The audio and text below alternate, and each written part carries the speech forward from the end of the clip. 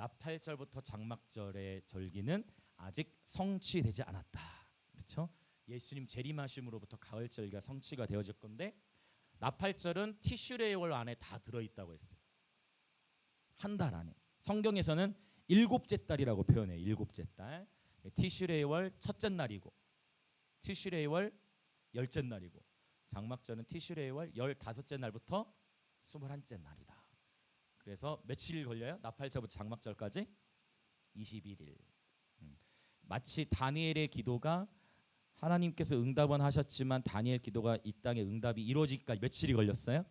21일의 과정이 있었듯이 예수님이 실제 이 땅에 재림하셔서도 재림의 과정이 21일 정도 걸리는 것으로 절기를 통해서 보자면 이해할 수 있다라고 계속 정리를 해왔습니다. 오늘은 이제 나팔절에 대해서 보는데, 자, 우리가 기억하십니까? 나팔절에 어떤 영역이 강조됐죠? 나팔절 우리가 적용할 때 주로 용서, 맞죠? 나팔절 티슈레이월 첫째 날 일곱째 달 첫날이 새해 시작이라고 그랬어요. 그래서 유대인들을 로시 하샤냐라고 표현을 하는데 새해 시작을 용서로 시작한다 했어요. 그 대속제일에는 뭐예요? 회개. 여러분 많이 용서하셨죠? 아멘. 여러분 많이 용서하셨죠? 이제 여러분 다 용서하셨죠?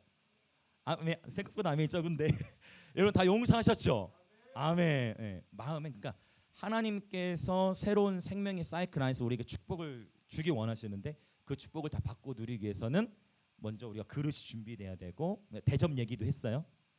기억나시죠? 대접 얘기도 했어요. 그래서 하나님께서 축복을 부어주실 건데 그 축복을 감당할 수 있는 성품의 그릇도 준비를 해야 된다. 그래서 용서와 회개를 통해서 우리 마음의 그릇을 깨끗하게 씻어야 된다라고 나눴습니다. 이제 장막절로 이제 연결이 되어집니다. 자, 이제 레위기 23장을 보겠습니다. 23장. 네, 본문은 39절부터 44절인데요. 33절부터 보시면 좋습니다. 33절. 네, 이렇게 하겠습니다. 지금 처음 들으신 분들도 계실 테니 자 33절 34절을 먼저 읽겠습니다. 33, 34 시작.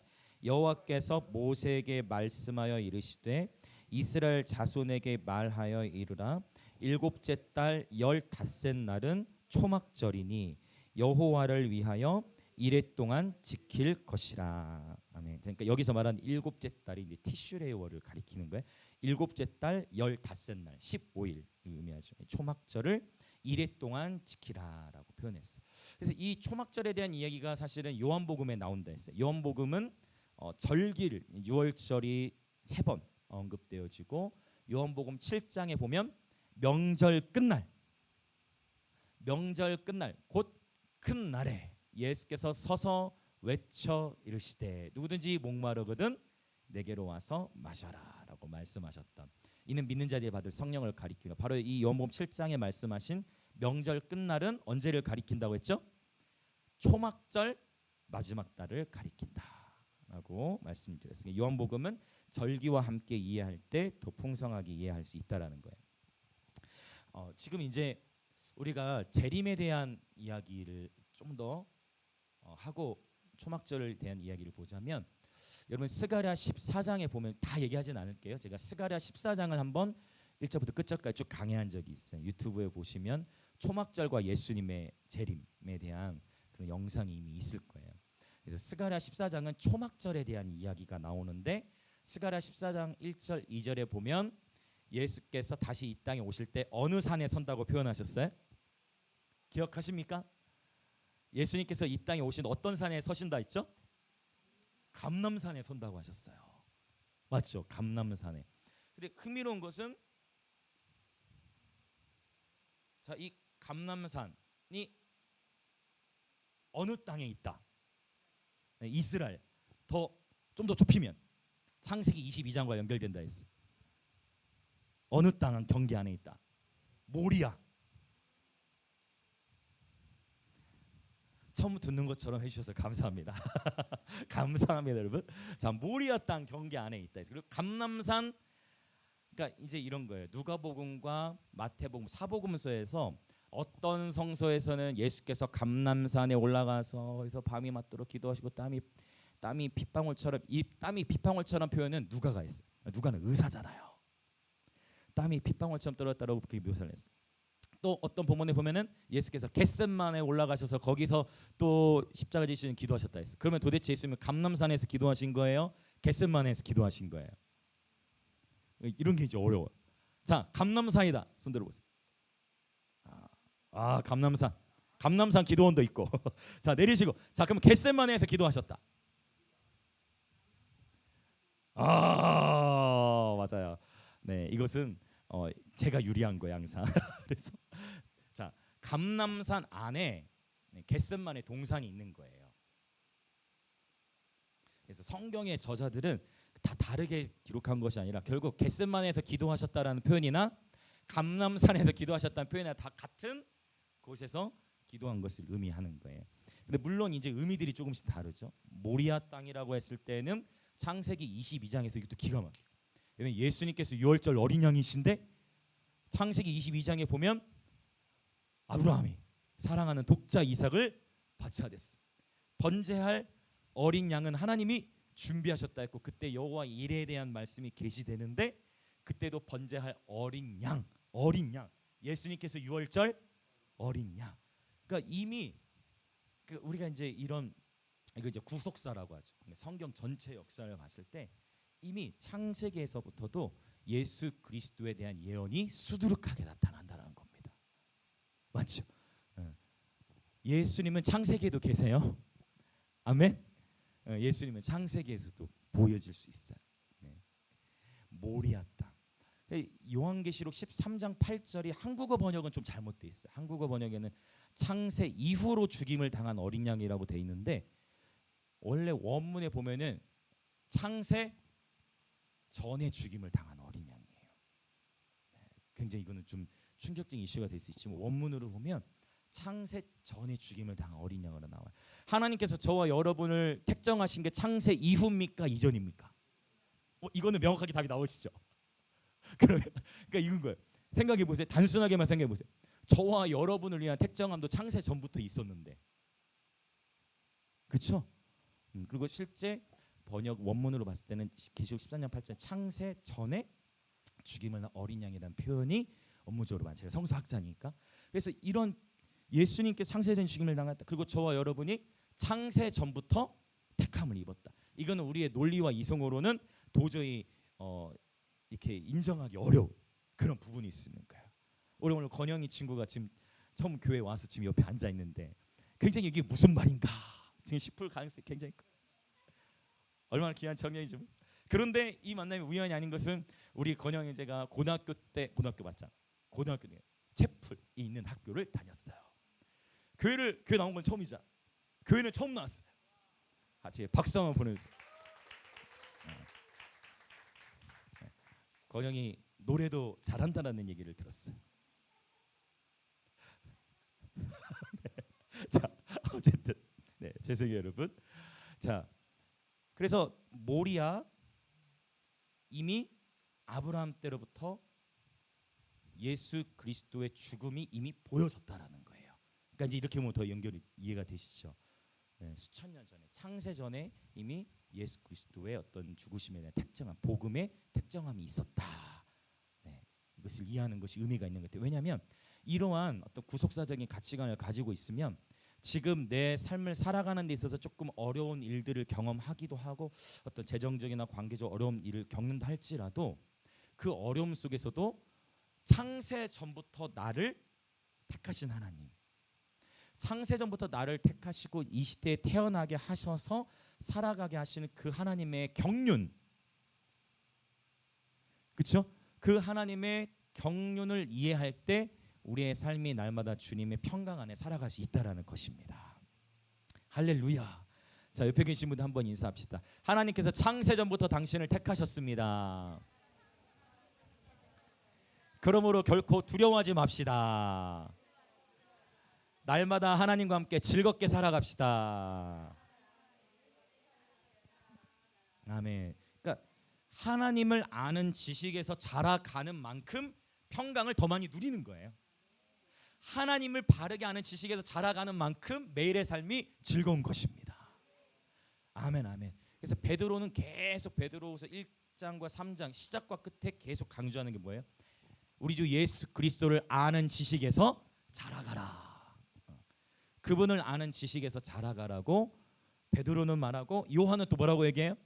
영생은, 영원한 생명은 유일하신 참 하나님과 그가 보내신 자 예수 그리스도를 아는 것이다 라고 표현하고 있는 것입니다.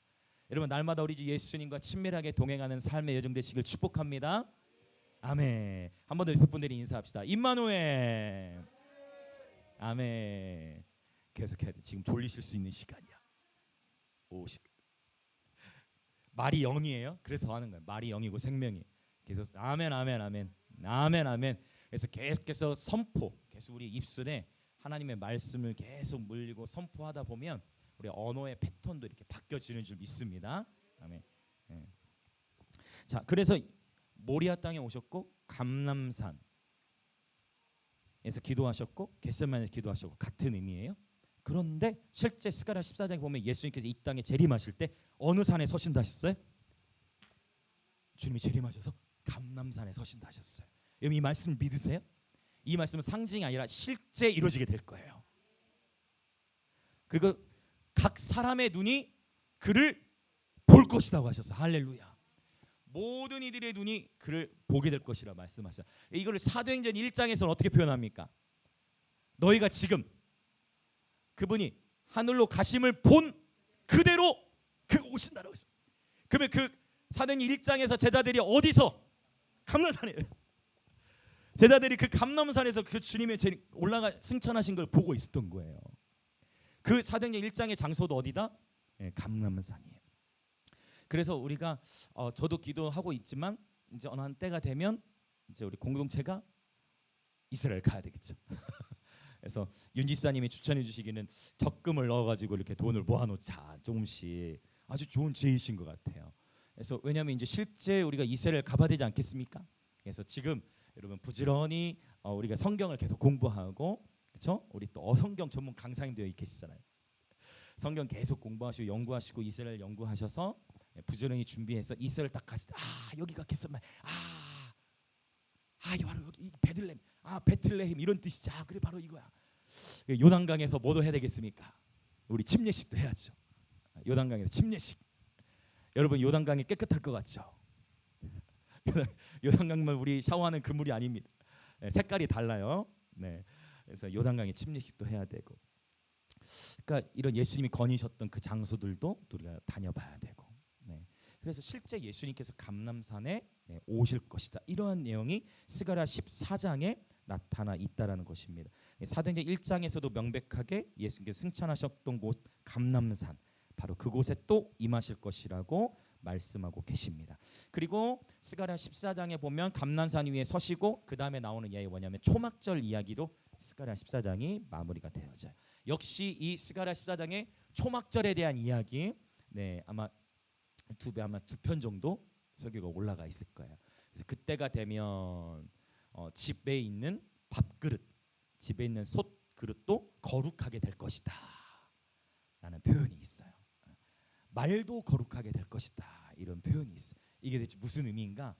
설교에 되게 다 올려놨어요. 즉 모든 것이 주님의 재림하시면 그 모든 것들이 새롭게 된다는 거예요.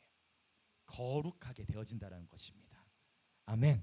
주님이 임하시면 모든 만물이 새롭게 되어집니다. 요한계시 21장 22절에 나타나 있죠. 보라, 내가 만물을 새롭게 하노라, 주님 말씀하셨어요. 자, 그래서 이 초막절에 대한 메시지가 스가랴 14장에 자세히 나타나 있고요. 주님이 재림하시면 모든 것이 하나님의 임재로 거룩하게 되어진다라는 것입니다. 자, 레위기 23장으로 이제 다시 돌아와서 우리가 초막절에 무엇을 할 수 있는 것인가, 이 영역에 좀 포커스를 맞춰볼게요. 레위기 23장 40절을 읽어보겠습니다. 23장 40절, 우리는 초막절에 무엇을 할 수 있는가. 자, 40절 같이 읽어볼까요? 시작. 첫날에는 너희가 아름다운 나무 실과와 종려나무 가지와 무성한 나무 가지와 신의 버들을 취하여 너희의 하나님 여호와 앞에서 이레 동안 즐거워할 것이라. 아멘. 자, 그래서 초막절은 이제 이렇게 보시면 돼요. 새해가 시작돼서 먼저는 뭘로 시작해요? 용서, 나팔진, 그리고 회개. 용서 회개를 했으니까 이제 뭐 하면 돼요? 용서 회개를 했으니까 이제 너희는 하나님 앞에서 즐거워하라라는 거예요. 그렇죠? 초막을 짓고서 여호와 앞에서 이레 동안 뭐 하라? 즐거워. 그래서 초막절에는 뭐 하는 거냐면 하나님을 즐거워하는 거예요. 하나님을 즐거워하라. 여기 즐거워하다라는 단어는 히브리어로 샤마흐라는 단어를 쓰는데 이 샤마흐는 즐거워하다, 기뻐하다예요.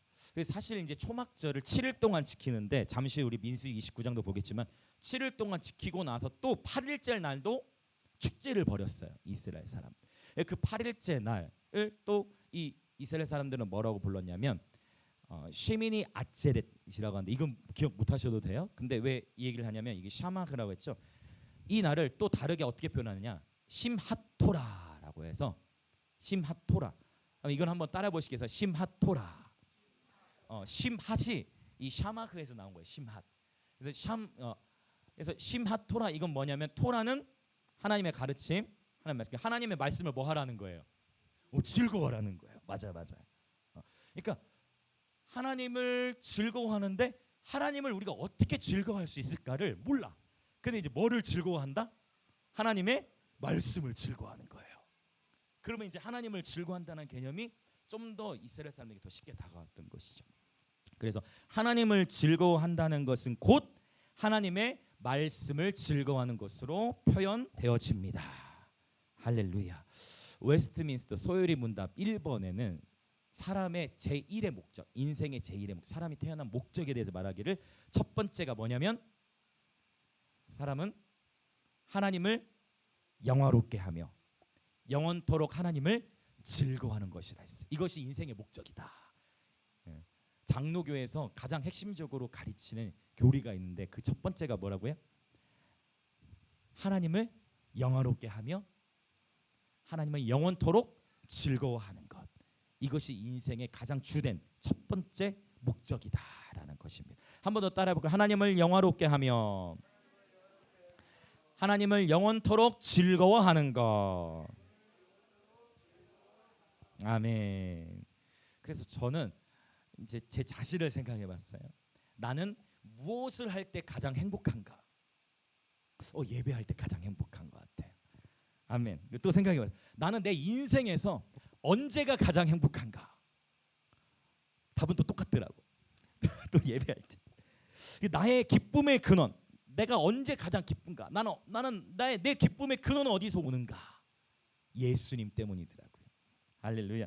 나는 언제가 가장 기쁜가? 나는 언제가 가장 기쁜가? 예배할 때더라고요. 여러분께 도전합니다. 자, 여러분 인생에서 여러분 무엇을 할 때 가장 행복하십니까? 여러분 인생에서 무엇을 할 때 가장 행복하십니까? 예배가 되시길 축복합니다. 아멘. 여러분 인생에서 언제 가장 행복하십니까? 아멘. 아멘. 감사합니다. 아멘. 맞아요. 여러분의 기쁨의 근원은 누구이십니까? 예수님. 아멘. 할렐루야. 여러분은 언제 가장 즐겁고 기쁘십니까? 바로 아멘. 할렐루야. 구원받았을 때. 아멘. 구원받았을 때 맞죠? 그 구원의 감격 맞습니다. 저와 여러분의 삶의 가장 큰 기쁨이 예수님이 되어지시길 주님의 이름으로 축복합니다. 이 세상에서 누리고 있는 수많은 쾌락과 즐거움은 다 일시적이지만 하나님을 영화롭게 하고 하나님을 즐거워하는 이러한 삶은 영원한 시간을 이 땅에서 맛보며 경험하는 것입니다. 초막절, 지금 우리 초막절 시간 안에 있어요. 하나님 시간 안에서. 그래서 이번 한 주 동안 특별히 하나님을 더욱 즐거워하시길 축복합니다. 근데 내가 하나님을 어떻게 즐거워야 될지 모르겠다. 그 방법을 가르쳐 드렸어요. 내가 하나님을 어떻게 하나님을 즐거워하는 뭐 기쁨이 목사님 그게 말처럼 쉬운 게 아니에요. 내 삶이 이렇게 힘든데 그냥 즐거워하라고 되는 게 아니에요. 그럴 때 어떻게 하면 된다? 그렇죠. 그럴 때를 예배해서 시마토라, 바로 하나님의 말씀을 읽고 묵상하고 이 말씀으로 기도할 때 거기서 하나님의 기쁨을 주신다. 우리 지난 주일이었나요? 김강희 쌤이 공유해 주셨던 사츠키. 사츠키 맞나 이름이? 사츠키 맞죠. 그 사츠키 20대 중반 다음 세대, 아주 여러분 그 영상 기회 되면 꼭 보세요. 여러분 2세대 다음 세대를 꼭 이해하시려면 그 영상 저는 꼭 보시길 여러분 축복합니다. 그 한 자매의 삶이 완전히 예수님께 드려지기까지 수많은 인생의 우여곡절을 통과하면 새롭게 하소서의 사츠키 검색하시면 나올 거예요. 네네. 여러분 우리가 이 2세대를 품으려면 2세대를 이해할 수 있어요. 너무 귀한 영상을 공유해 주신 거예요. 그리고 이 사츠키라는 자매가 마약 중독과 여러 몸에 다양한 그림들도 있고 하고 하지만 이 자매의 삶이 주님께 돌아오기까지 특별히 시편 말씀을 읽기 시작하면서, 시편이 딱 좋아요 여러분. 여러분 지금 오늘 사실 건영이 형 굉장히 힘들 거예요. 왜냐면은 지금 뭐 하고 있어요? 가장 힘든 레위기 하고 있잖아요. 얼마나 힘들어. 그럼에도 불구하고 우리 건영이 지금 예배를 이렇게 잘 들어주고 있어. 힘들죠. 처음에 뭐가 좋아요? 시편을 딱 줘. 누구든지 시편의 말씀은 쉽게 읽고 쉬니까 시편의 말씀을 기도할 수 있죠. 특별히 이번 한 주 동안 유대인들은 토라 포션이라고 해서 성경을 계속 구약성을 돌리는데 시편은 항상 들어가요. 네, 그래서 이거 참 좋은 습관이에요. 네, 시편 이제 보통 여러분 그런 거 하시죠. 잠언 하루에 한 장 이런 거 있잖아요. 31장 있으니까 잠언 한 장도 좋고 시편 3장에서 5장씩 매일 읽으시는 것도 아주 유익해요. 가능하면 어떻게? 소리를 내서 하가하듯이. 자, 그래서 이번 한 주 동안 하나님을 즐거워하는 저와 여러분 되시길 축복합니다. 그리고 여러분 간증을 하나님 주실 겁니다. 한 주 동안 하나님을 즐거워하기로 작정했을 때 이게 하박국이에요. 무화과 나무 잎이 마르고 포도나무 열매가 없어도 난 여호와로 인하여 즐거워하리로다. 이러한 결단을 통해 하나님께서 저와 여러분의 삶에 새로운 문들을 열어주실 것을 예수님이 선포합니다. 유대력 새해 5784년 바로 새로운 문이 열리는 해라고 말씀을 드렸어요. 자, 초막절에는 하나님을 즐거워하는 날이다. 자, 두 번째 읽어보겠습니다. 43절 42절 43절. 초막절에 우리는 어떻게 이 초막절을 신학시대에서 기념할 수 있는가? 42, 43절 시작. 너희는 이래 동안 초막에 거주하되 이스라엘에서 난 자는 다 초막에 거주할지니 이는 내가 이스라엘 자손을 애굽 땅에서 인도하여 내던 때에 초막에 거주하게 한 줄을 너희 대대로 알게 함이니라. 아멘. 초막절은 어떻게 보내는 거냐면 하나님께 감사. 우리가 항상 감사해야 되겠지만 특별히 이번 한 주 동안 하나님 앞에 감사함으로 보내는 시간입니다. 그래서 제가 지난주에도 말씀을 드렸지만 언제나 감사할 수 있지만 하나님께서 감사하라고 말씀하신 시간에 감사하는 자가 지혜 있는 거예요. 맞죠? 항상 감사할 수 있지만 특별히 하나님께서 너희는 이 기간에 감사해라 했으면 그 기간에 우리 뭐 하면 돼요?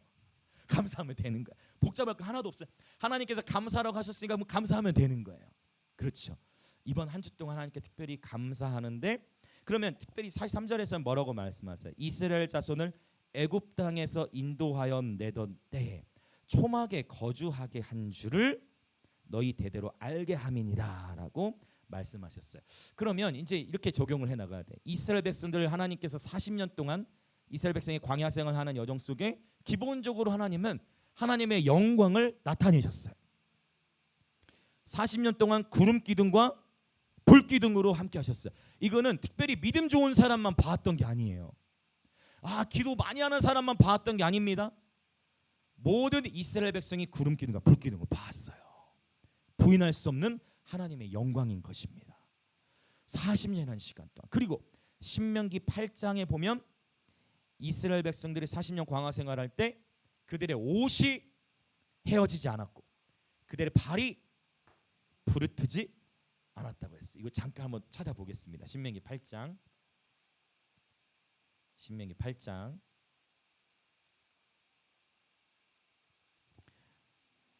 8장 1절부터 10절까지의 내용인데요.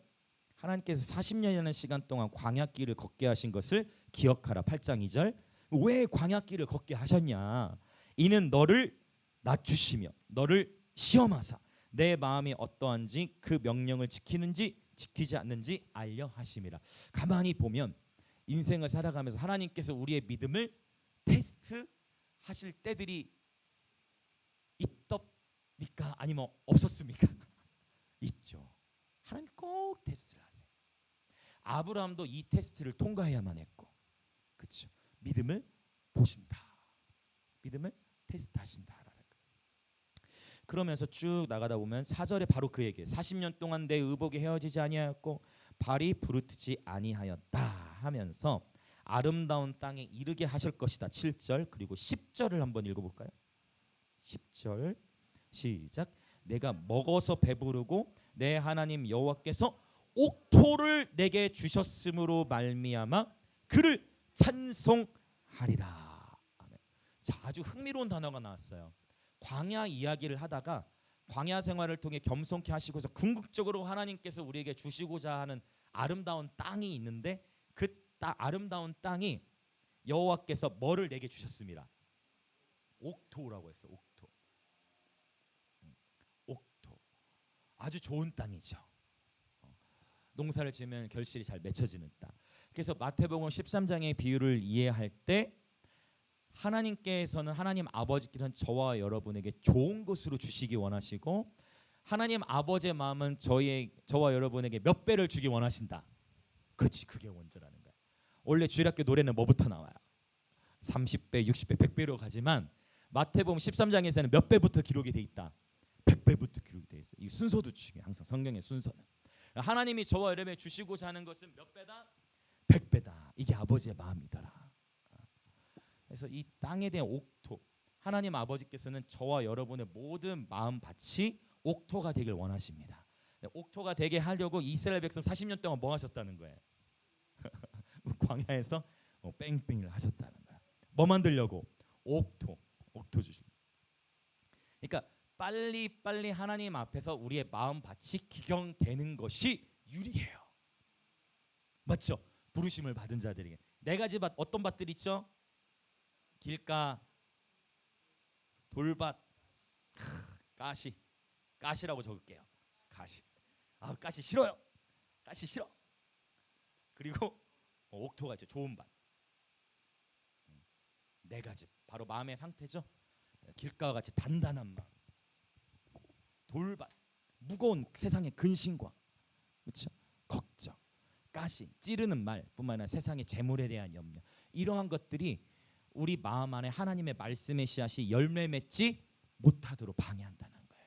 그래서 이걸 꼭 기억하셔야 돼요. 이 열매는 씨앗에 달려 있는 게 아니고 씨앗은 같다. 마태복음 13장에서 씨앗은 하나님의 말씀이죠.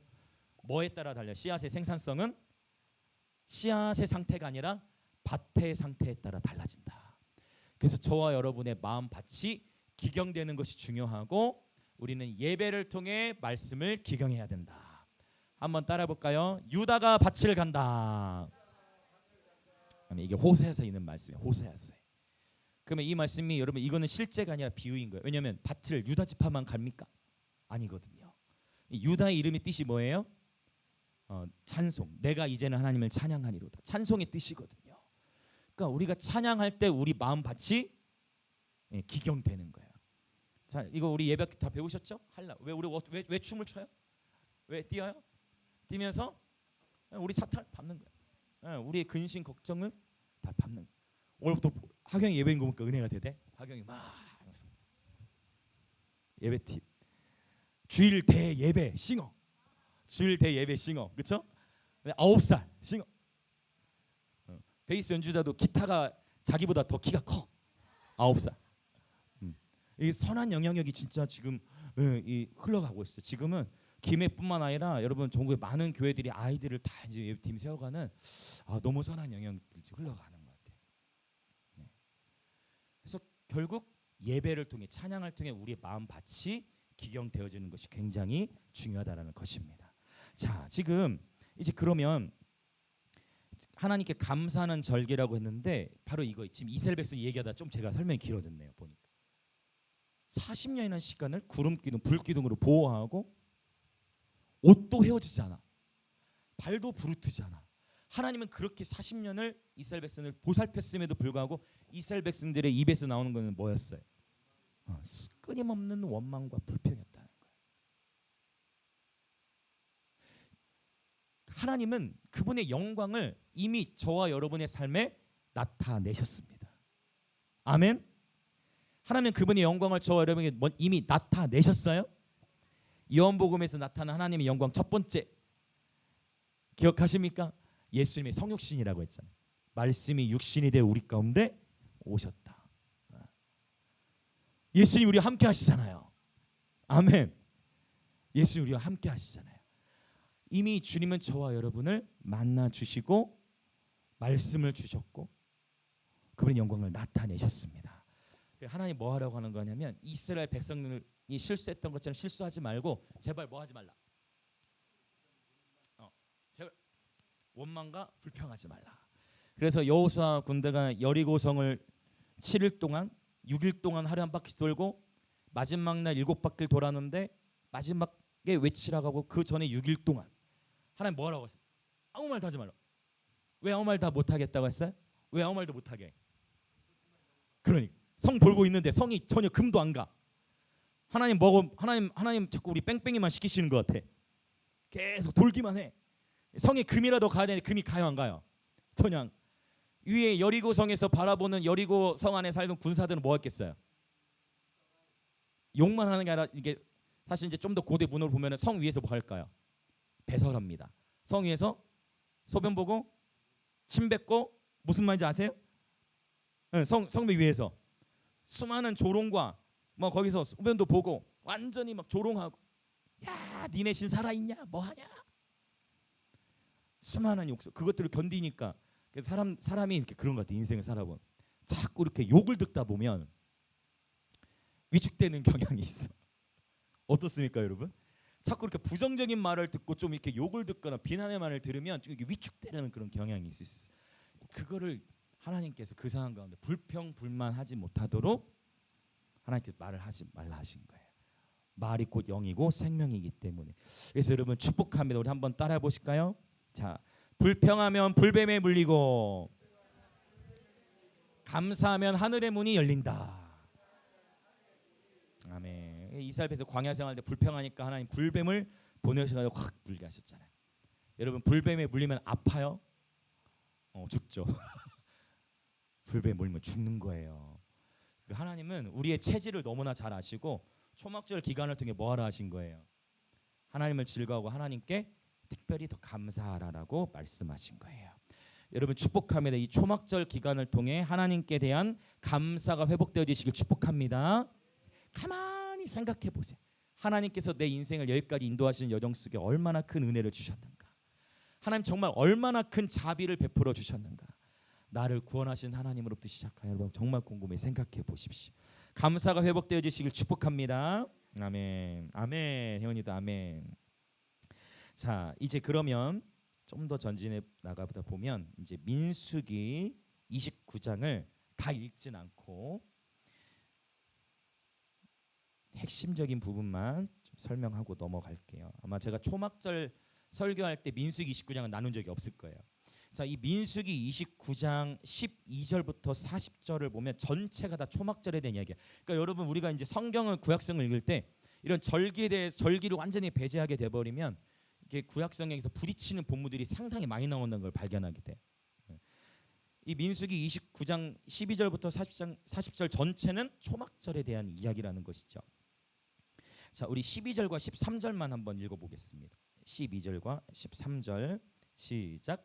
일곱째 달 15째 날에는 너희가 성회로 모일 것이요 아무 일도 하지 말 것이며 이래 동안 여호와 앞에 절기를 지킬 것이라.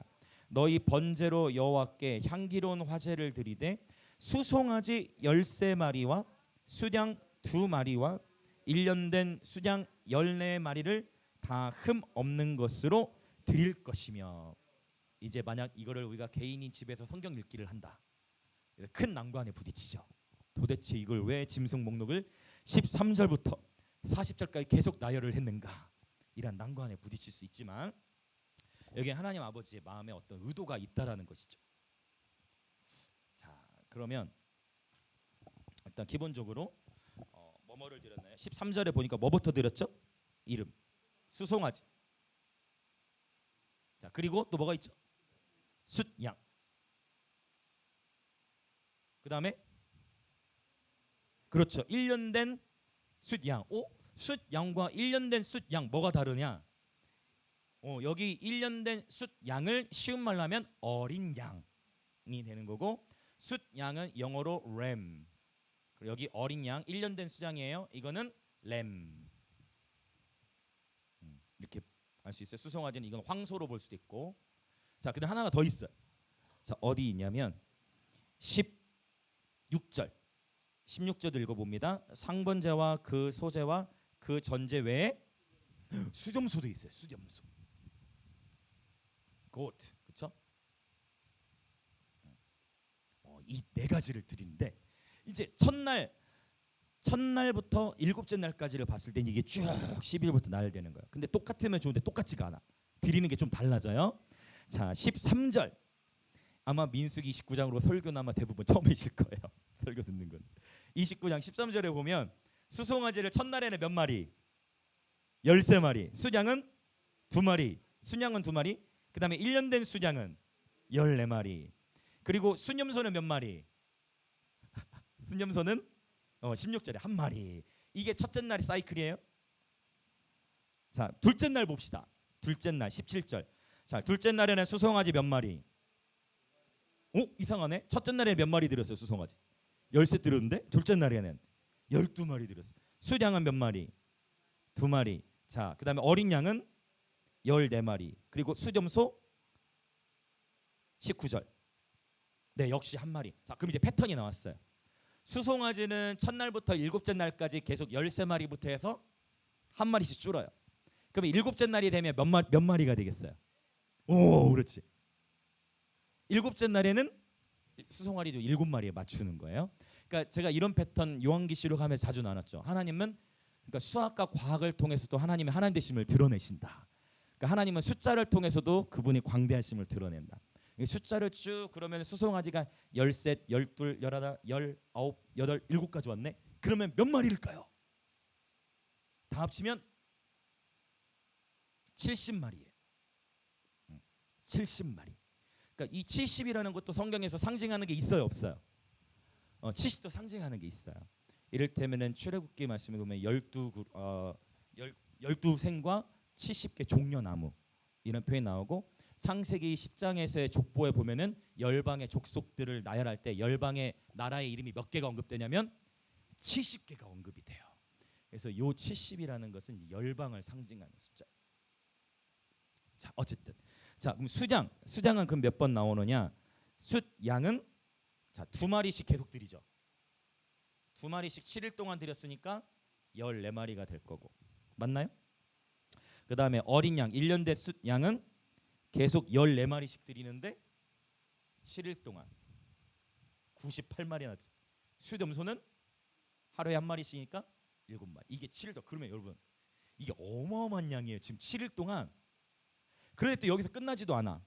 그 다음에 35절 좀 건너뛸게요. 너무 계속 읽으면 지루할 수 있으니까. 35절 36절 읽어볼까요? 시작.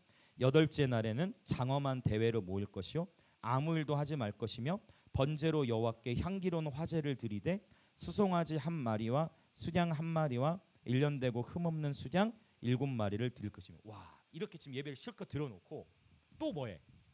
또 이 첫날부터 7째 날 드리는 거, 또 8째 날에 또 제사를 또 드리는 거예요. 수송아지 1마리, 수양 1마리, 또 어린 양은 7마리를 또 이번에는 어린 양 7마리, 그렇죠? 또 수점 3마리 또 드리는 거예요.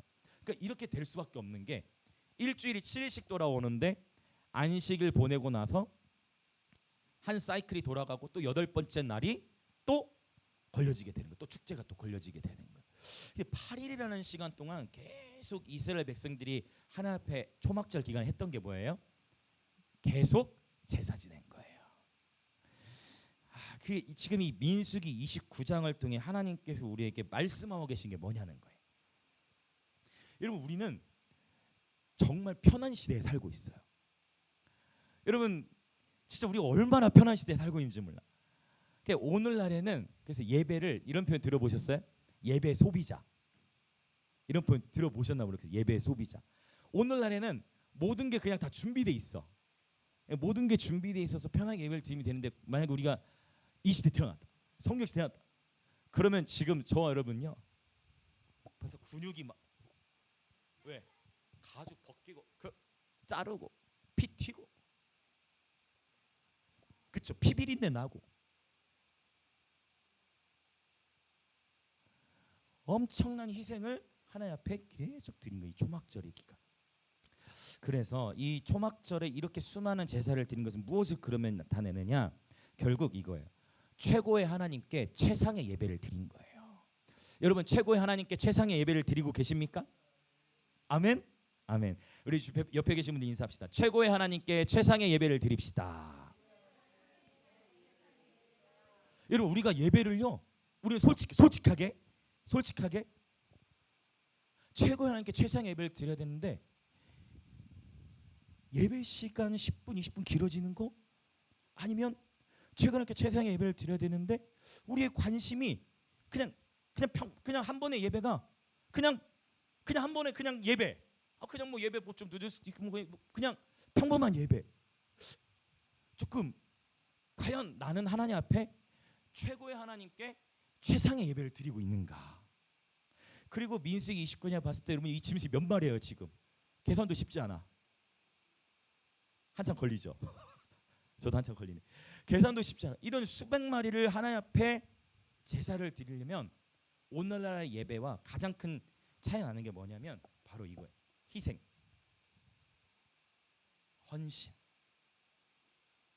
하나님께서 저와 여러분을 예배자의 삶으로 부르셨는데 우리는 항상 쉬운 길, 넓은 길, 넓은 문, 넓은 문, 넓은 길, 그렇죠? 쉬운 길. 이거 세상의 흐름인 것 같아요. 주님은 우리에게 말씀하시죠. 좁은 문으로 들어가라. 그 길은 생명으로 인도하는 길인데 찾는 이가 적다고 했어요. 희생과 헌신, 저와 여러분의 예배자의 삶의 여정 가운데에 하나님께 대한 최고의 하나님께 최상의 예배를 드리기 위한 대가 지불이 있습니까? 어떻습니까?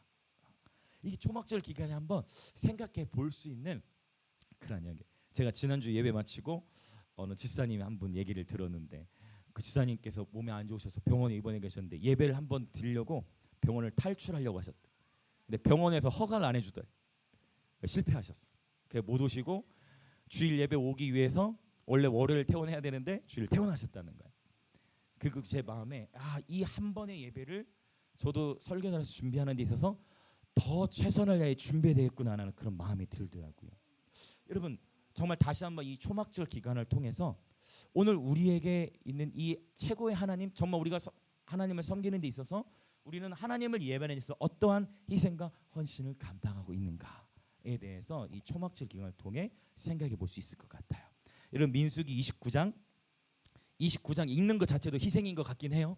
29장 이게 도대체 몇 마리고 29장 읽는 것 자체가 희생인 것 같기도 하지만 여러분 정말 29장 왜 하나님이 의미 없이 이걸 다 적어 놓으셨겠어요? 아니라는 거.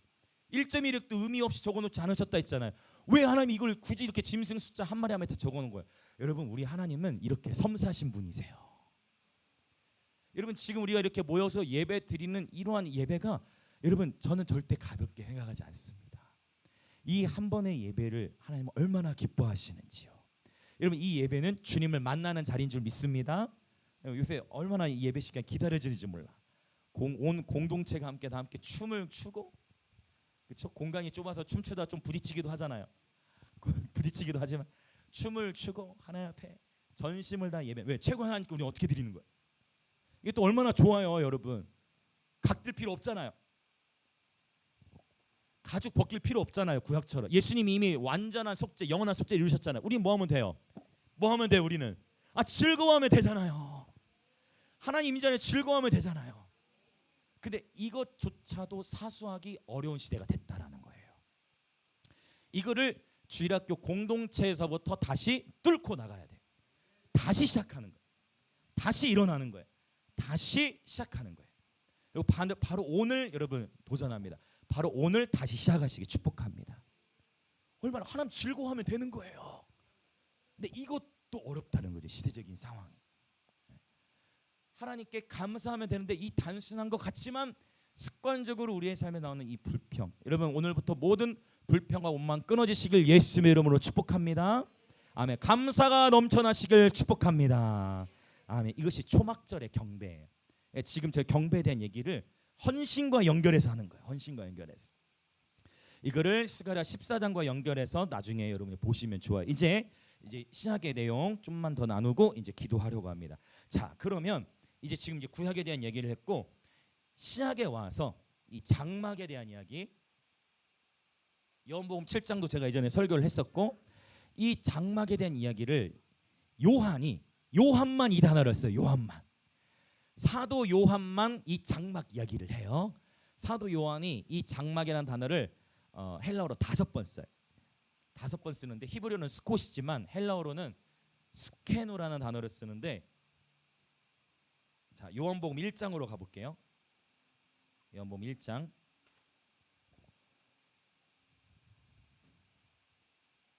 스케노. 요한복음 1장 14절.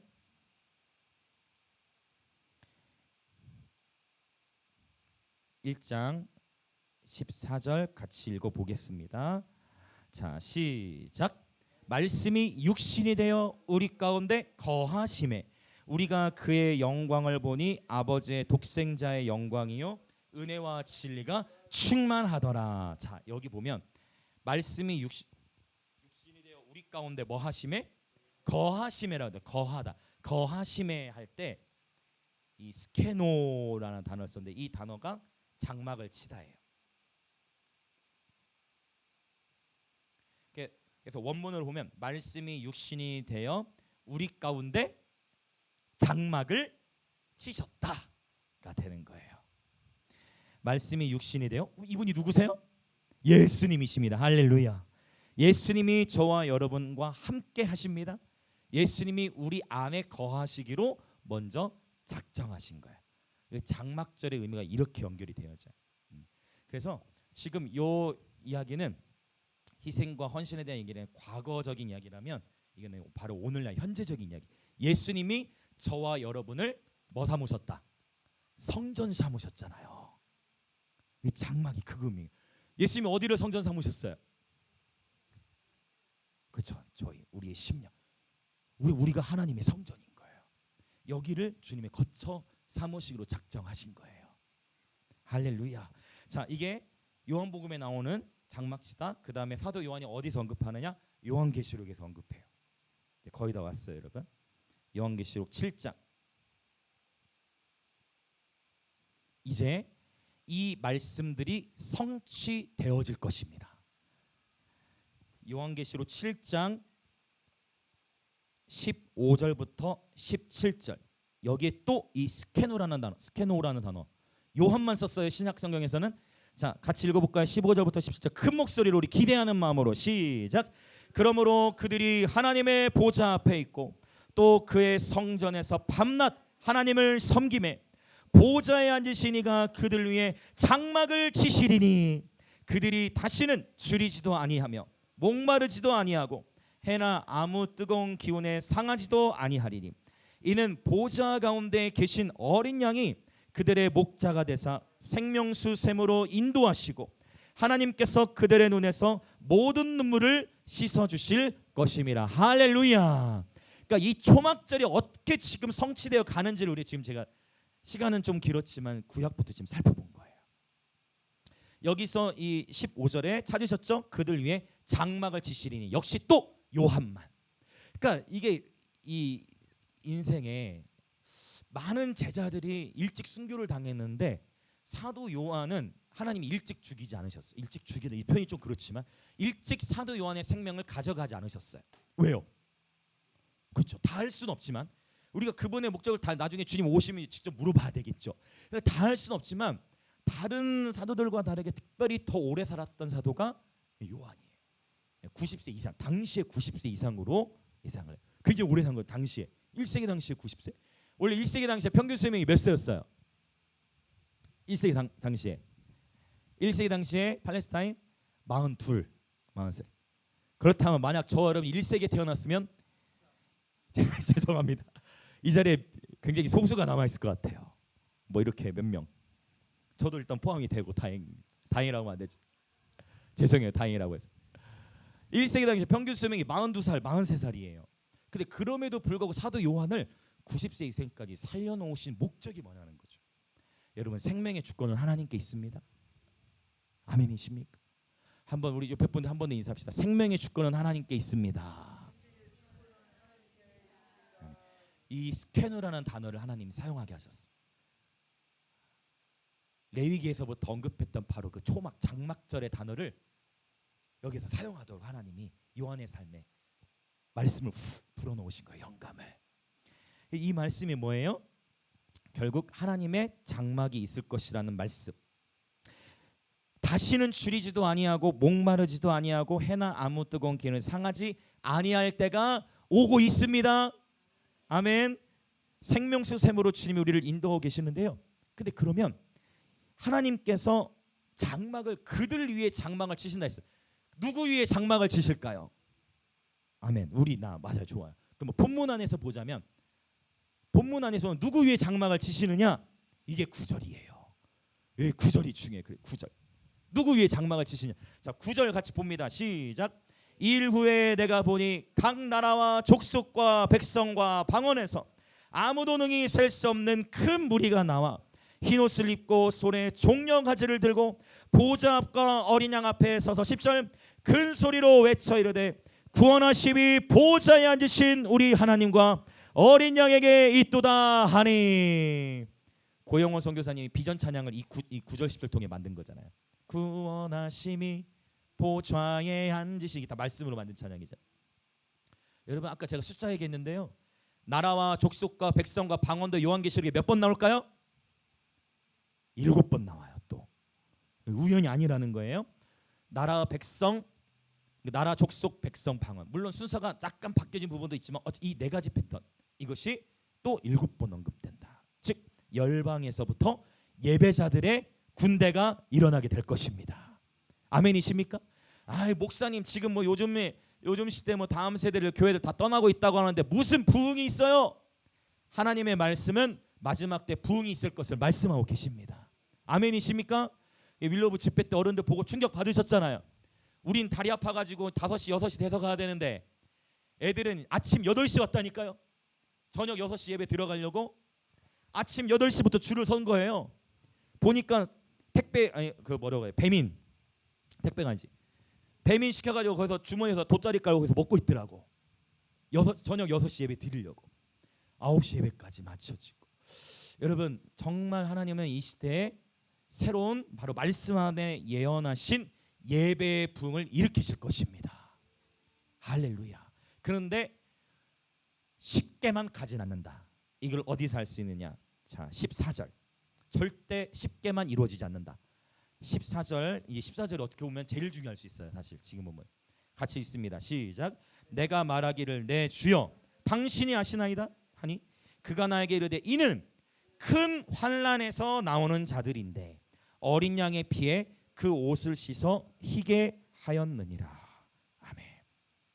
이제 약간 흐름이 좀 달라져. 사실 14절이 제일 중요해. 하나님께서 마지막 때 예배자들의 군대를 일으키실 것인데 이러한 예배자들은 그냥 분위기 따라 휩쓸리는 차원이 아니라 큰 환난과 연단을 통과한 예배자들이라는 거예요. 바로 지금 이 시대를 우리는 통과하고 있다라고 저는 믿습니다.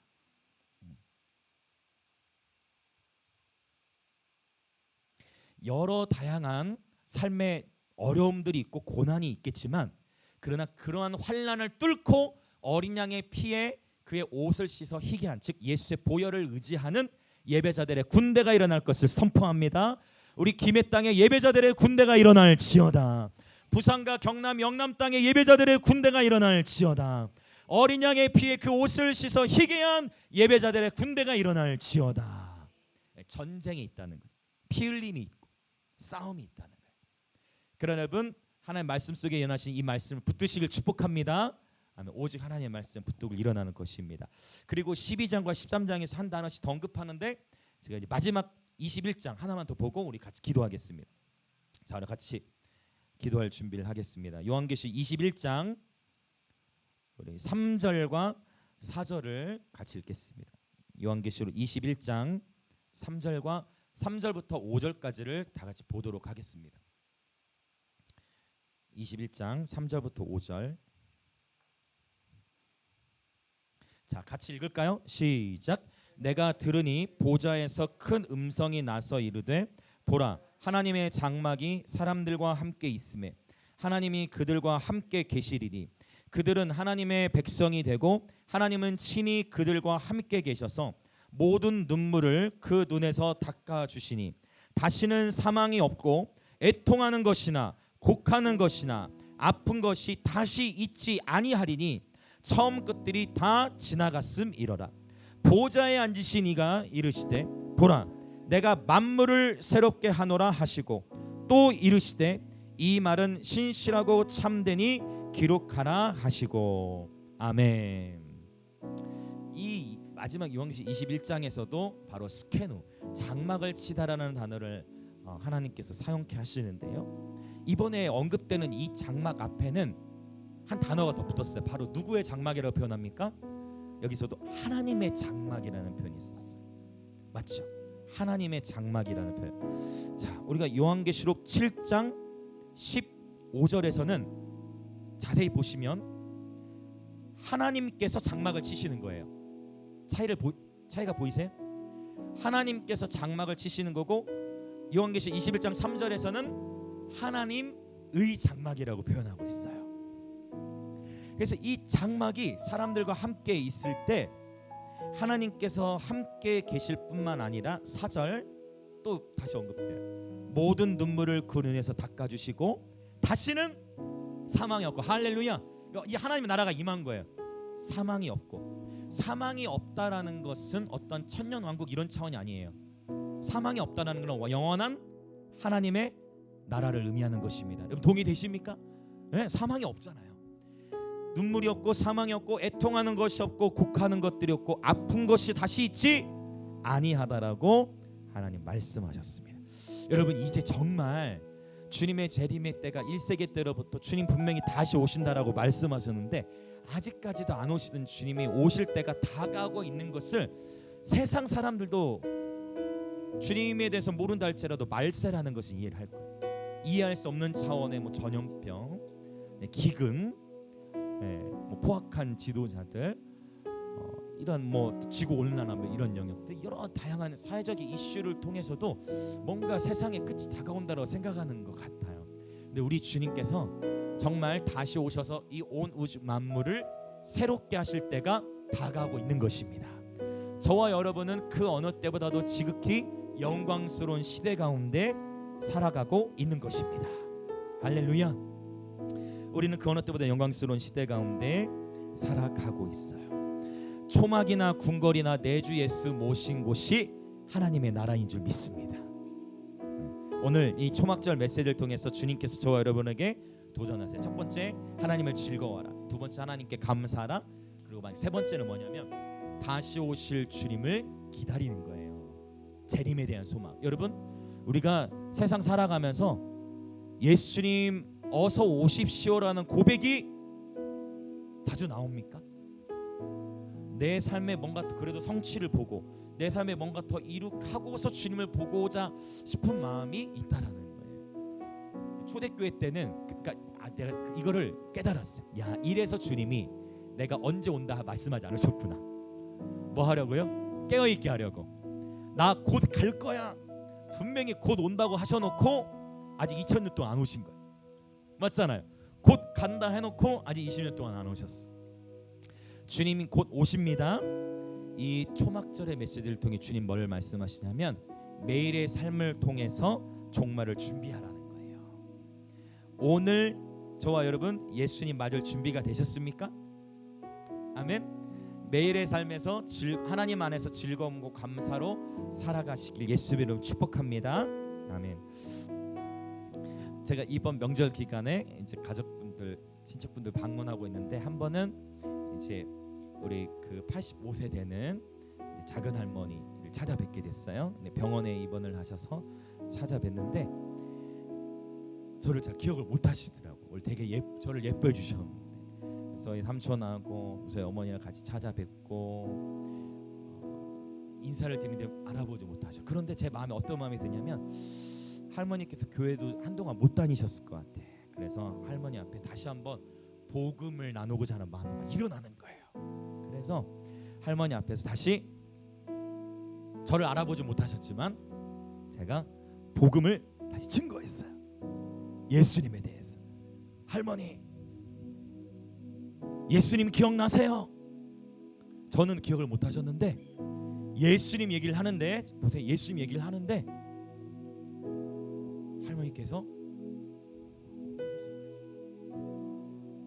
저는 기억 못하셨어요. 그런데 복음을 전하기 시작하는데 할머니 눈에 말씀도 잘 못 따라하셨어. 그런데 다시 영접 기도를 했어요. 같이 할머니 한번 따라하시면 좋겠다고 하고 영접 기도를 하는데 정말 또박또박하게 그 영접 기도를 큰 소리로 따라하시는 거예요. 제 손을 놓지 않으시더라고. 제 손을 놓지 않으시고 그 기도를 끝까지 따라하시고 성령님의 강한 임재를 경험한 이후에 제가 다시 할머니께 안수 기도를 해드렸어요. 할머니께서는 계속 눈물이 흐르고 내리시고 저는 못 알아보셨어요. 그러나 저는 할머니의 눈빛을 통해 보았어요. 성령께서 할머니를 붙들고 계시는구나. 지금 우리 작은 할머니 주님 맞을 준비를 시키고 계시는구나. 이제 모든 눈에서, 지금은 우리 할머니 눈에서 눈물이 흘러내리고 있지만 이제 우리 할머니 눈에서 모든 눈물을 씻기실 주님을 곧 맞이하시겠구나. 할렐루야. 하나님의 장막. 오늘 이 초막절을 맞아서 여러분 다시금 영원한 하나님 나라를 저와 여러분 소망했으면 좋겠습니다. 이 땅에서의 삶은 길어야 100년이죠. 하나님 보시기에는 10년, 50년, 100년 다 같은 거예요. 아멘. 그렇죠.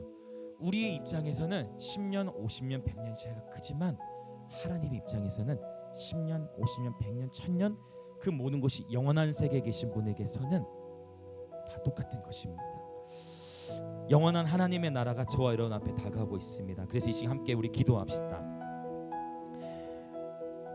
하나님 아버지, 특별히 이번 한 주간 하나님을 즐거워하고 하나님께 충만하게 감사하는 시간이 되게 하여 주옵소서. 말씀이 육신이 되어 우리 가운데 오신 주님을 즐거워하며 감사함으로 하나님께서 열어주시는 새로운 계절의 문 안으로 들어가게 하여 주옵소서. 우리가 살아있는 가운데에 주님께서 이 땅에 재림하시든 아니면 내가 먼저 주님의 부르심을 받아 그 장막 안으로 들어가든 우리에게 영원한 하나님 나라를 소망할 수 있는 놀라운 복음을 주셔서 감사합니다. 이 때를 따라 도우시는 주님의 은혜를 충만히 내려주시고 어떠한 상황 속에서도 원망과 불평을 제하여 버리고 감사함으로 하나님을 영원토록 즐거워함으로 돌파하는 한 주가 되게 하여 주시옵소서. 그리고 또한 다시 오실 주님을 소망하는 영원한 하나님의 장막, 모든 눈물을 씻기시고 모든 아픔을 씻으시고 모든 만물을 새롭게 하실 그 날을 고대하는 재림 신앙이 다시금 불붙듯 일어날지어다. 우리 주여 한번 외치며 동성으로 기도합니다. 주여,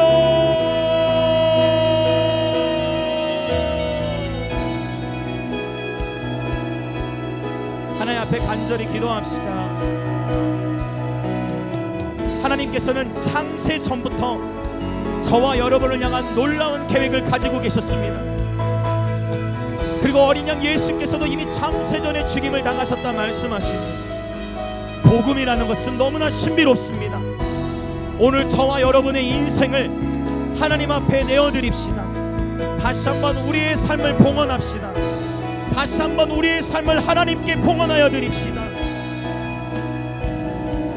최고의 하나님께 최상의 예배를 드리며 이 민수기 29장에서 초막절 기간 수많은 번제를 드렸어요. 수많은 재물, 엄청난 대가 지불과 희생을 치르며 하나님을 예배하였습니다. 오늘 여러분 도전합니다. 우리가 우리의 다음 세대들, 우리의 자녀 세대들, 이들이 예배자의 군대로 일어나기 위하여 여러분 대가 지불이 필요한 것입니다. 결코 만만한 시대가 아닌 것입니다.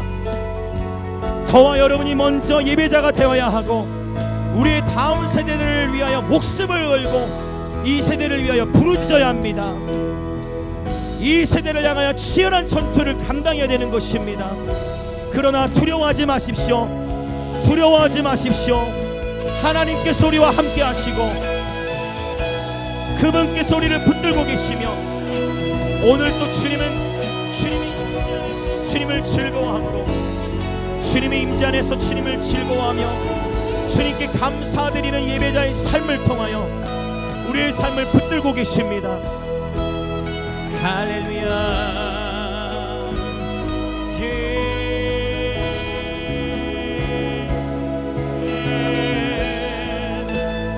여호와께 감사하세.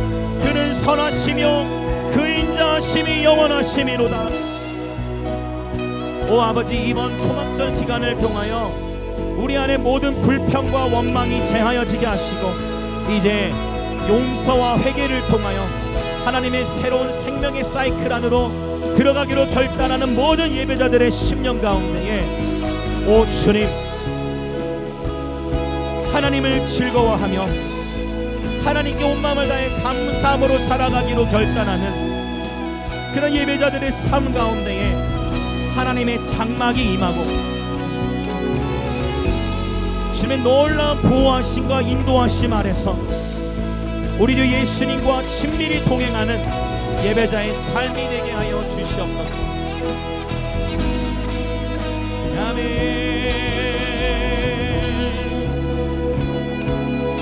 이는 큰 환난에서부터 나오는 자들, 우리가 인생을 살아가면서 경험하는 어려움, 갈등, 환난, 이것을 피하는 것을 훈련하기보다 싸우는 것을 훈련해야 됩니다. 전쟁의 강한 용사로 서도록 훈련되어야 합니다. 그러나 우리는 우리의 힘과 능으로 싸우는 것이 아니라 예배로 전쟁하는 자들입니다. 예배로 전쟁하는 자들입니다. 주께서 우리를 유다 지파의 강한 용사들로 부르셨으니 하나님이 여기시니 예배는 자들이여 영과 진리로 예배할지어다. 아멘.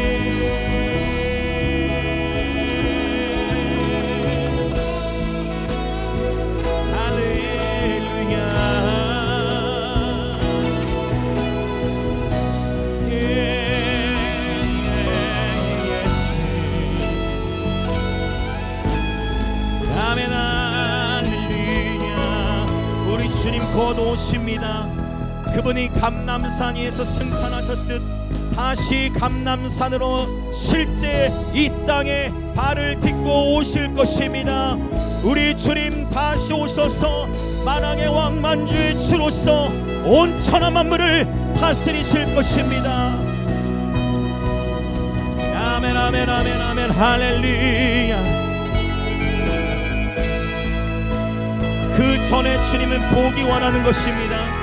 그 전에 우리 주님께서는 바로 지금 주의 오실 길이 예비되도록 신부들을 깨우고 계십니다. 밤중에 소리가 있습니다. 보라 신랑이로다. 보라 신랑이로다. 밤중에 소리가 있습니다. 보라 신랑이로다.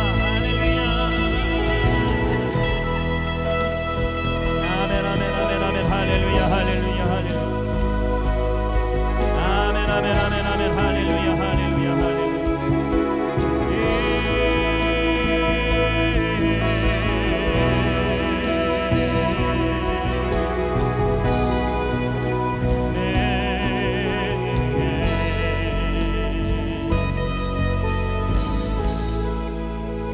번 더 기도하기 원하는데요.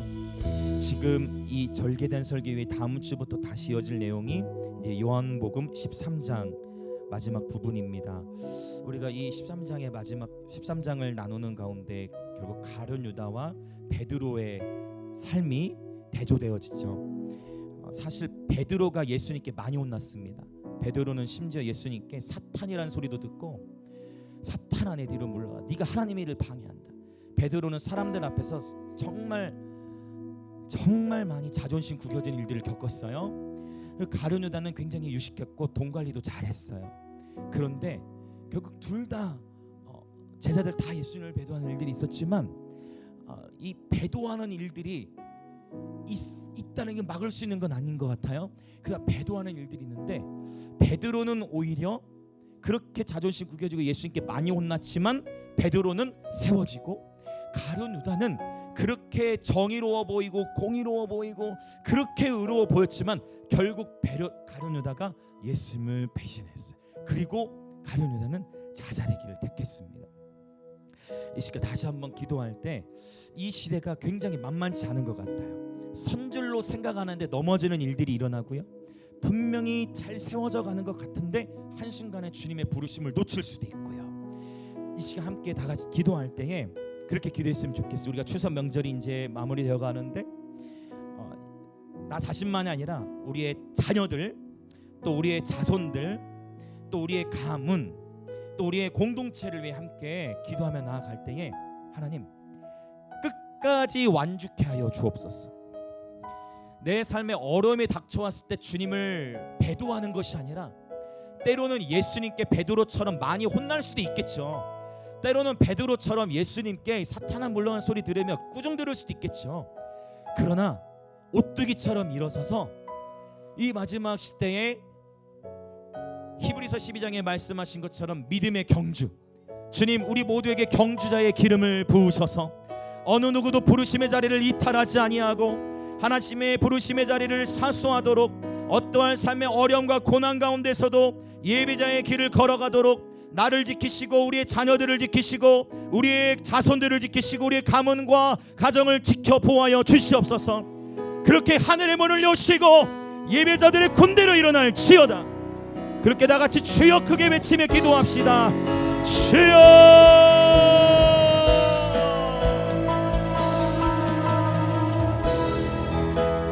할렐루야. 바라보십시오. 소망하십시오. 실수해도 괜찮습니다. 넘어져도 괜찮습니다. 실수해도 괜찮아요. 넘어져도 괜찮아요. 그러나 주님의 부르심을 저버리면 안 됩니다. 우리 자녀들이 부르심의 자리를 지키며 나갈 수 있도록 간절히 기도합시다. 우리 자녀들이 부르심, 하나님의 부르심 안에 살아갈 수 있도록 간절히 기도합시다. 이것은 이미 예수 안에서 이미 승리한 싸움인 것입니다. 말씀 안에서 바라보십시오. 소망하십시오. 하나님을 기대하십시오.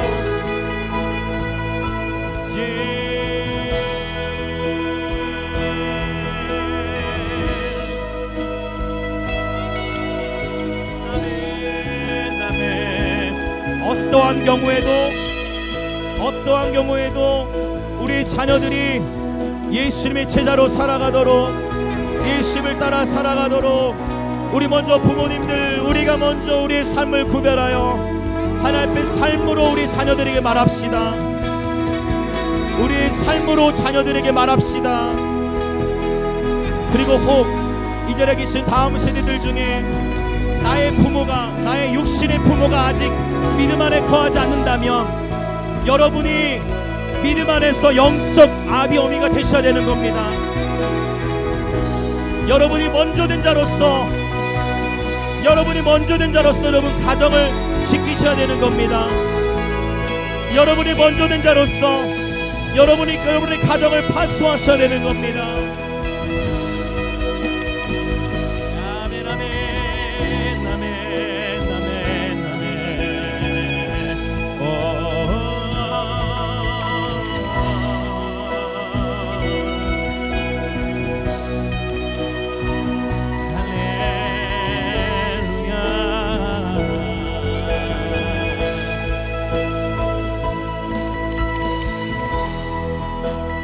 하나님을 영화롭게 하며 영원토록 하나님을 즐거워하는 믿음의 가문이 될지어다. 여러분의 가정과 가문을 향해 선포하십시오.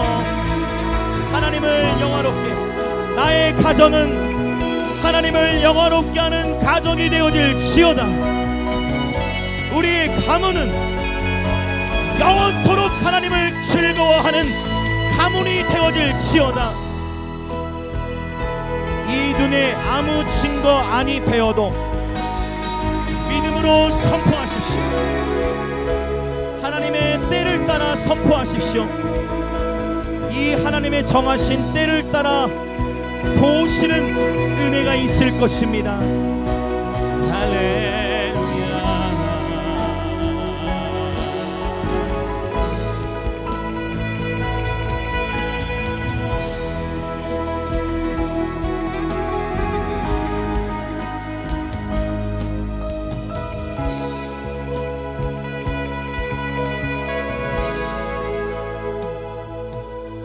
할렐루야, 할렐루야. 오 할렐루야. 하나님 아버지 감사합니다.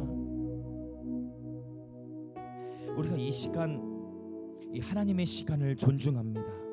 하나님, 세상의 사람들은 하나님의 시간을 모른 채 그냥 이 민족의 수많은 명절, 또 뭐 크리스마스, 어쩌면 우리 크리스천들도 이러한 여러 다양한 세상의 날들은 잘 기념하지만, 우리가 예수님을 따른다 하고 하나님의 말씀을 따른다 하지만 하나님의 시간을 모른 채 살아왔던 시간들, 아버지, 이 시간 우리가 겸손히 하나님 말씀 앞에 서는 것은 하나님의 시간을 하나님의 시간답게 존중하는 예배자들 되기를 원합니다.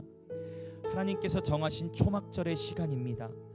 오 하나님, 이 시간을 통해 하나님을 즐거워하고 이번 한 주 동안 특별히 우리 마음 안에 하나님께 대한 감사가 풍성하게 넘쳐 흐르게 하여 주옵소서. 아버지, 우리 부모 세대가 먼저 하나님 앞에서 감사하는 입술의 고백이 있어야 우리의 자녀들이 감사하는 삶을 살 터인데, 내가 부모로서 내가 불평하고 내가 원망하고 내가 비난을 하는데 어찌 우리의 자녀들의 입술에서 감사가 나올 수 있으리요. 주님, 오늘 우리의 심령을 주님 앞에 다시금 봉헌하여 드리오니 주님, 우리의 입술을 빈수치로 거룩하게 하시고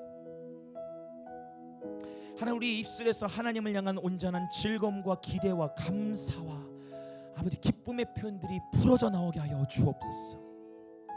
하나님, 그리고 궁극적으로 이 초막절이 가리키는 하나님의 장막, 우리 눈에서 모든 눈물을 씻기시고 다시는 사망이 없으며 어떤 아픔과 질병이 없고 완전한 기쁨과 평안 속에 주님과 함께 영원토록 동행할 바로 그 하나님의 장막을 우리가 꿈꿉니다.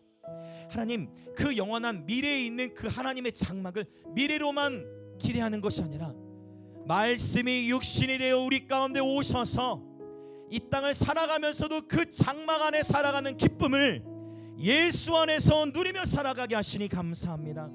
주님의 임재 안에서 그 장막을 누리게 하시니 감사합니다. 예수 그리스도는 어제나 오늘이나 영원토록 동일하시니 아버지, 우리의 현재적인 삶과 또 우리의 먼 훗날의 미래, 아버지, 그 모든 시간들 속에 하나님의 장막 안에서 살아가는 모든 예배자들 되게 하여 주옵소서. 아버지, 오늘 또 주 앞에 기쁨으로 예물을 드립니다.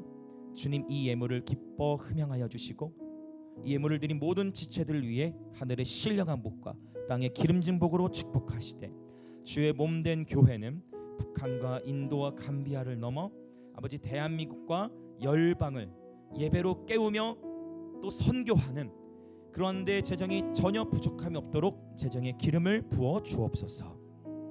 지금은 우리 주 예수 그리스도의 은혜와 하나님 아버지의 놀라우신 사랑과 성령 하나님의 감화 감동 교통하심이 오늘 이 초막절의 시간을 맞아 초막절의 한 주간을 하나님께 감사와 또 즐거움과 또 다시 오실 주님을 기대하는 재림신앙으로 살아가기로 결단하는, 그리하여 주님을 영원토록 즐거워하고 하나님을 영화롭게 하는 것이 우리 인생의 가장 큰 목적이 되기로 결단하는 영광의 임재의 모든 지체들과 특별히 오늘 이 예배에 참여하고 있는 그리스도의 몸의 모든 지체들 가운데에 지금으로부터 영원토록 함께 있을지어다.